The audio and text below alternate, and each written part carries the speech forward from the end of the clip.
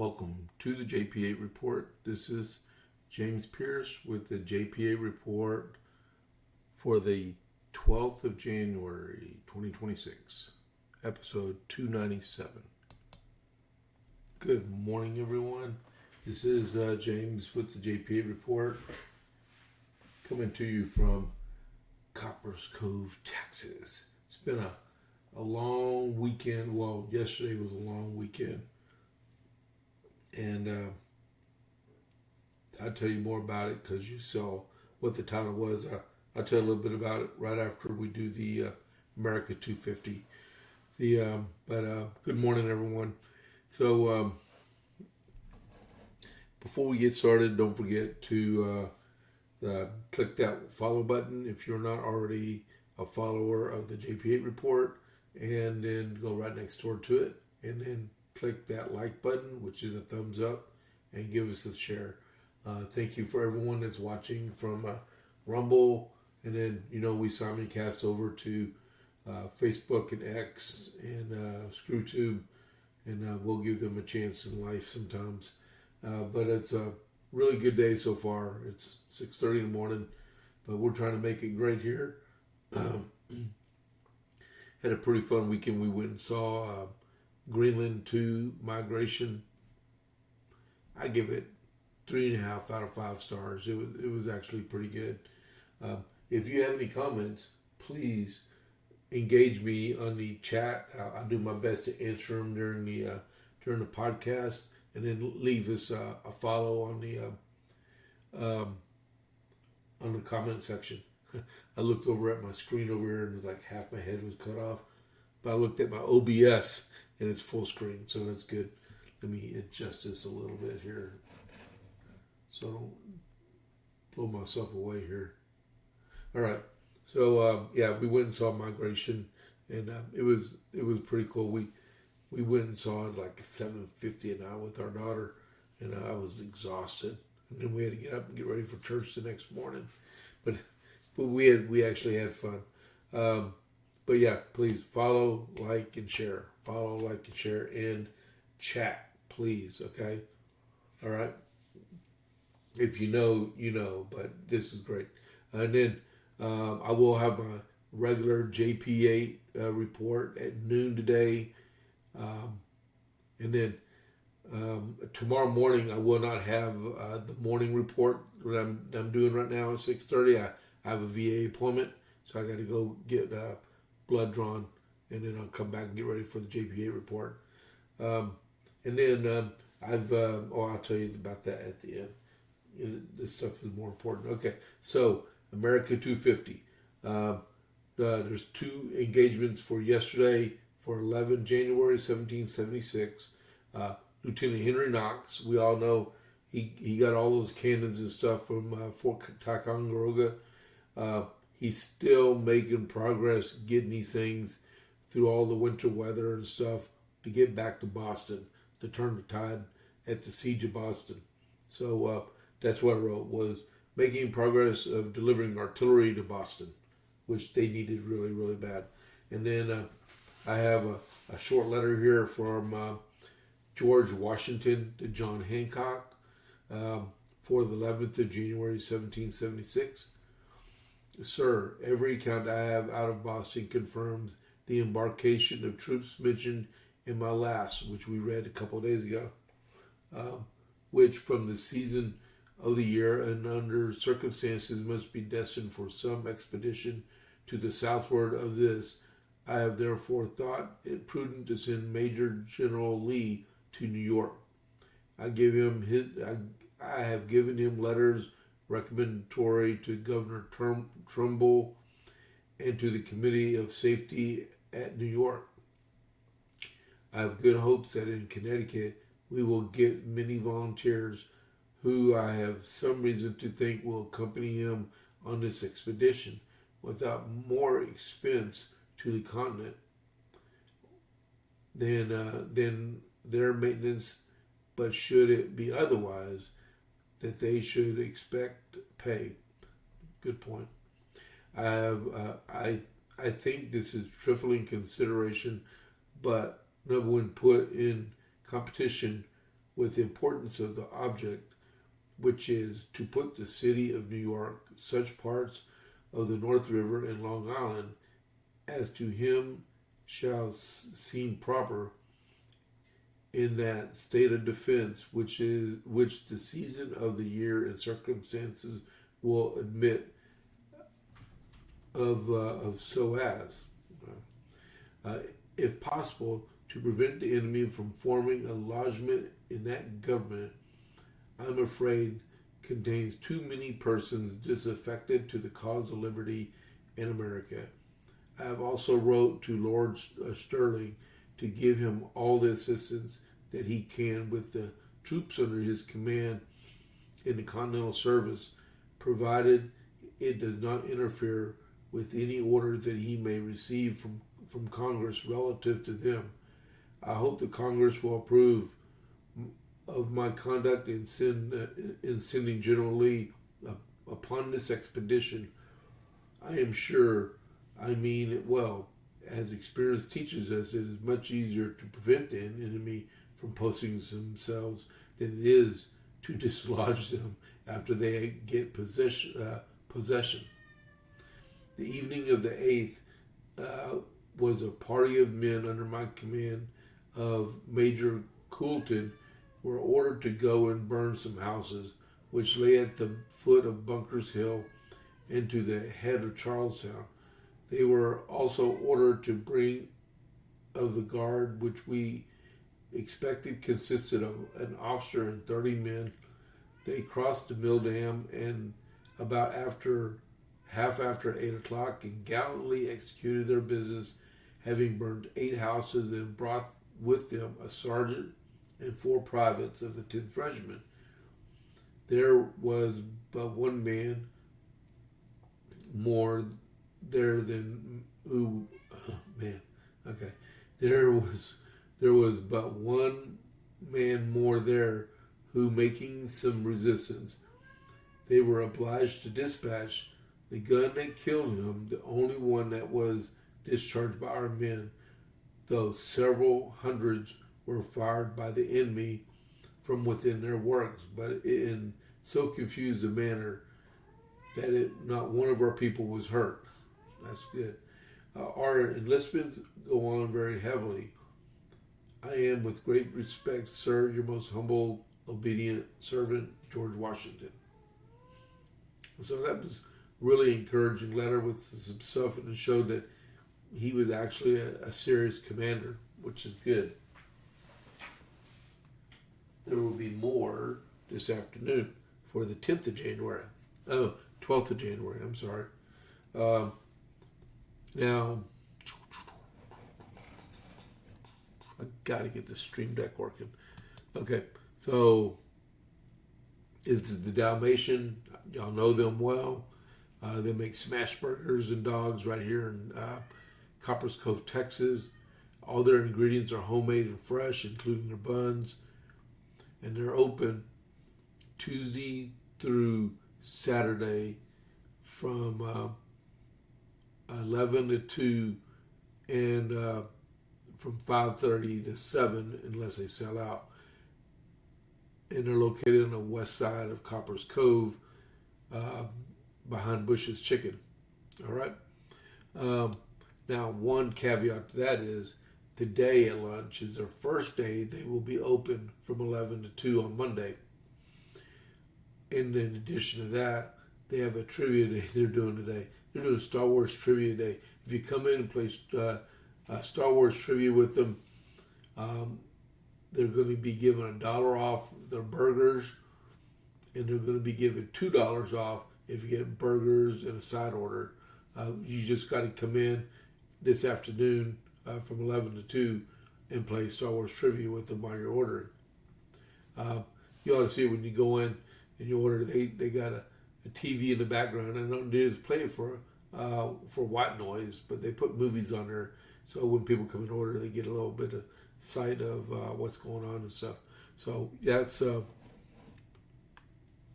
that was the Dalmatian Burger Group in the west side of Copperas Cove behind Bush's. I don't think I'm gonna have time to even go to, because I got my 12 o'clock podcast going on.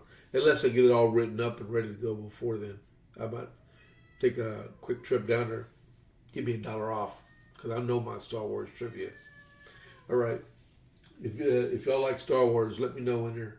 Give me a chat here real quick. All right.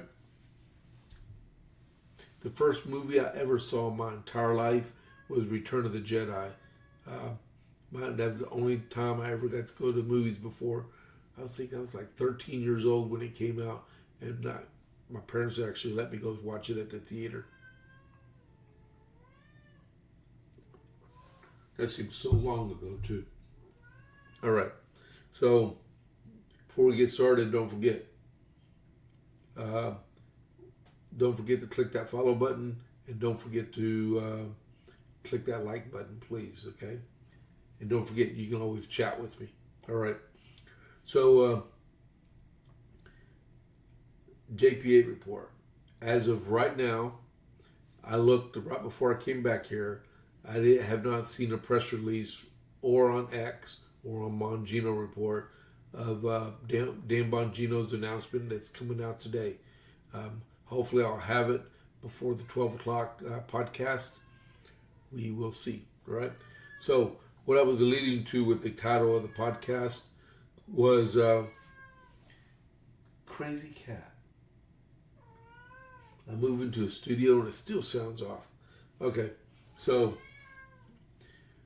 the title, we lost one of our own.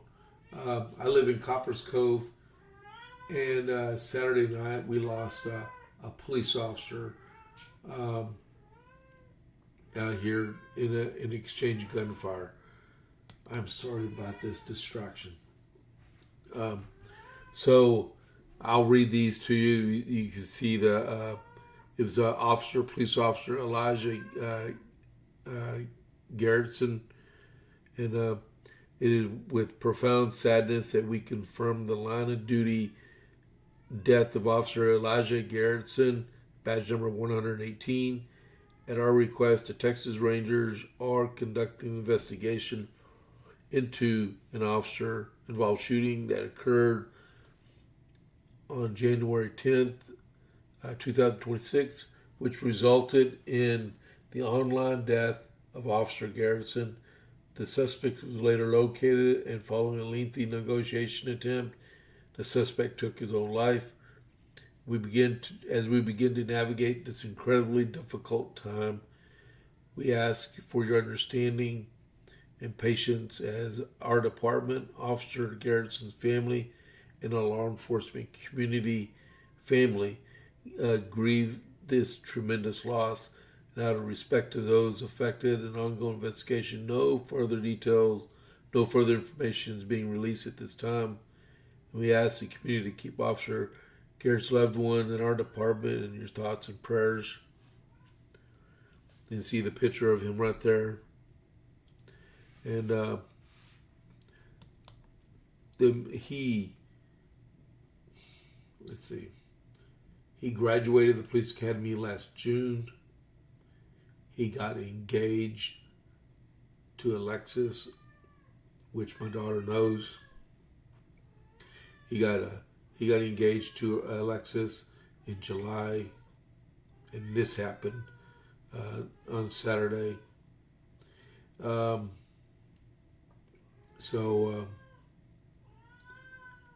What happened was that there was an assailant, which I'm not even going to mention his name. It's not even worth it. But he was convicted, and he was supposed to report back to the court for sentencing, and he didn't. And he was convicted of organized crime. And evidently they found him in one of our very newer subdivisions here in Copperas Cove, and over off of Great Plains and Lost Drive. And something happened. There was an exchange of gunfire, and Officer Garrettson got hit. And from my understanding, and one of my other friends, that's a really good friend of mine here, and he's always on the podcast a lot. He actually chats. I think he's asleep right now. But, oh yeah, so I lost my train of thought. We do believe this is the very first officer lost in the line of duty, and as far back as we can all remember. I mean, people get sick and stuff, but he was killed in the line of duty. Just please keep his family, his daughter, his fiance, and his family all in your prayers, and the police officers. I was telling my family yesterday, I know many police officers on the Copperas Cove Police Department, and this is hard for them. They actually set his cruiser outside the headquarters, and it was decorated with flowers and cards, and people were just going over to pay their respects. So what I'm going to do is I'm going to put his picture back up here. We're just going to take a moment of silence, okay, guys?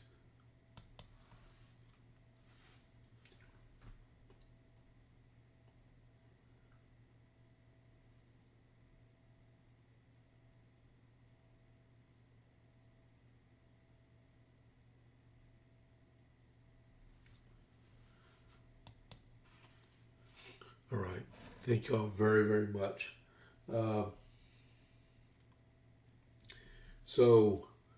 And then also, it was even in the paper today. But kudos to our great liberal paper we have here. This happened Saturday night, Sunday morning, and all this information about what happened and stuff and where it happened, and the assailant and everything was all released, but they never updated the paper. And I do know the paper goes to print by midnight, right? And they didn't put nothing in it. Okay. But yeah, so yeah, pray for his family. Okay. So with the JP8 report, the rest of it. So it came out yesterday that the Secret Service had to adjust President Trump's route to the airport. They encountered a suspicious object in the route, so they had to go back and I'm just getting stuff ready here. All right.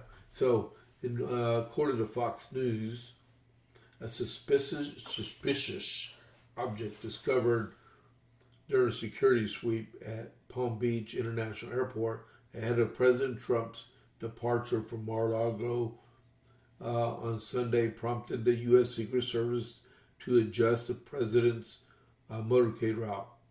The White House said the discovery did not disrupt Trump's travel schedule, officials said, as agents evaluated. Let me pull my paper up. Evaluated the item and made security adjustments out of the abundance of caution. There's more to than an object in the street, if you understand. During advanced sweeps at PBI Airport, a suspicious object was discovered by Secret Service. The White House Press Secretary Caroline Leavitt said, upon further investigation was warranted, and the presidential motorcade route was adjusted accordingly. The latest security concern follows separate incidents months earlier when the Secret Service discovered a suspicious hunting stand positioned in direct line of sight where Trump exits Air Force One at Palm Beach International Airport. That found in October when agents located the elevated stand but did not find anyone in the surrounding area. Like they said, I remember this. It could have just been an abandoned stand and just happened to be where it was, right?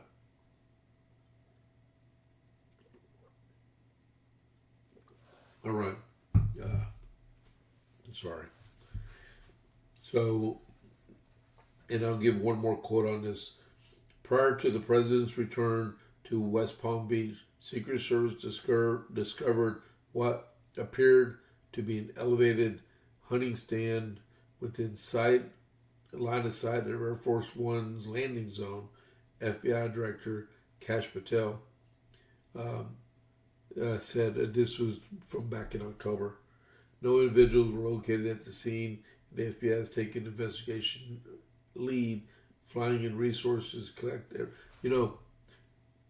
They never released any more information about that. So maybe it was a one and out. But, they call a spade a spade. The president's been using that place for 9 years since he was president, and between the time of 2021 and 2025, when the Autopin was president. So, you gotta be safe, right? You gotta be really safe.